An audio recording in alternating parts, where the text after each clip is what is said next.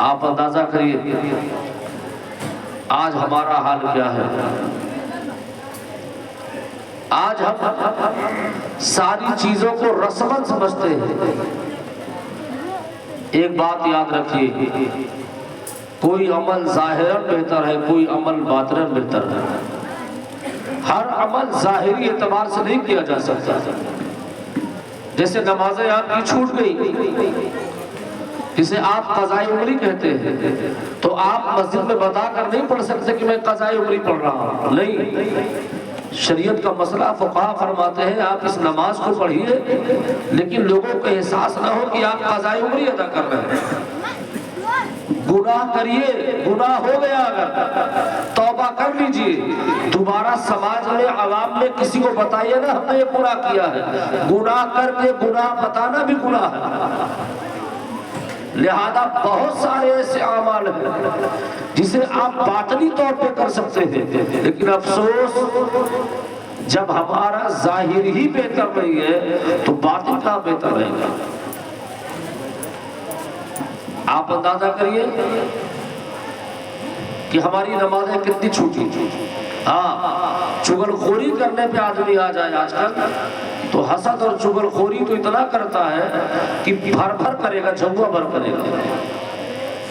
لگتا ہے کہ اسی کے لیے ڈیوٹی فکس ہے اس کی۔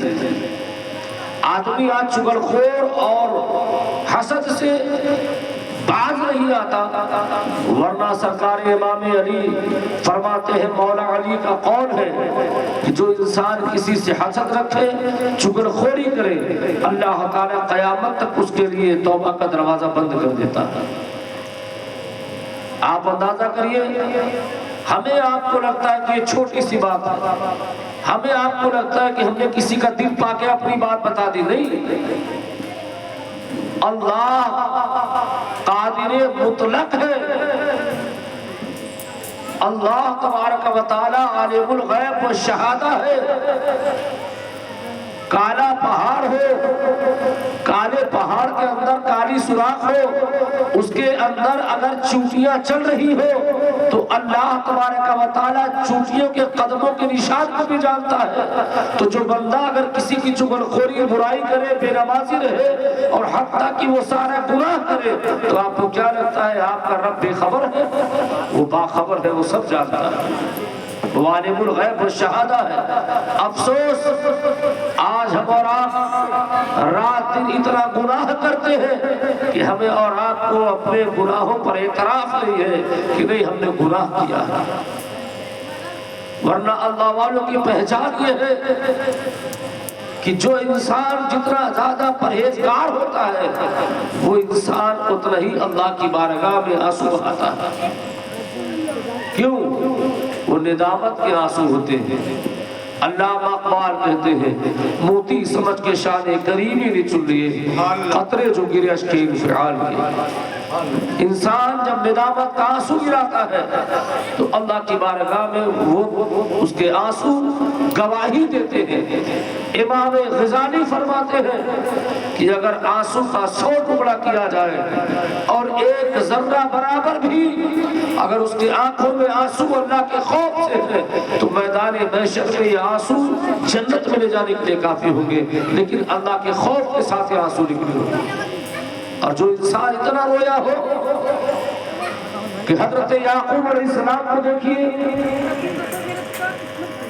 حضرت زکریا علیہ السلام کو دیکھیے، حضرت یحییٰ علیہ السلام کو دیکھیے، یہ وہ انبیاء ہیں جو اللہ کے خوف سے روتے تھے۔ اللہ اکبر، اتنا روتے تھے کہ جانور تک جب آپ کے رونا ان کو جانور کو دکھائی دیتا تھا تو جانور آپ کو دیکھ کر رونے لگتے تھے، حتیٰ کہ پہاڑ سے رونے کی آواز آتی تھی۔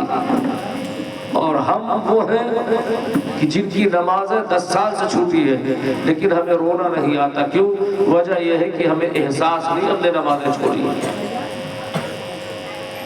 نماز جنازہ میں شرکت کرنے آ گئے، اعلان ہو گیا ظہر بعد نماز جنازہ پڑھائی جائے گی۔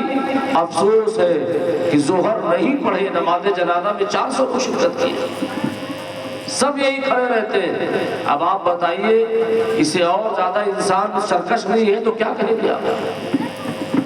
میرے عزیزوں، انسان جب اللہ کی بارگاہ میں توبہ کر لیتا ہے تو اللہ رب العزت اس کی توبہ قبول فرما لیتا ہے۔ اور بہت سارے افراد، ہم جس جگہ بیٹھے ہیں یہاں سے قریب اعظم گڑھ ضلع قریب ہے، اور بھی اضلاع قریب یہاں سے ہے، تو بہت سارے افراد یہ کہتے ہیں صاحب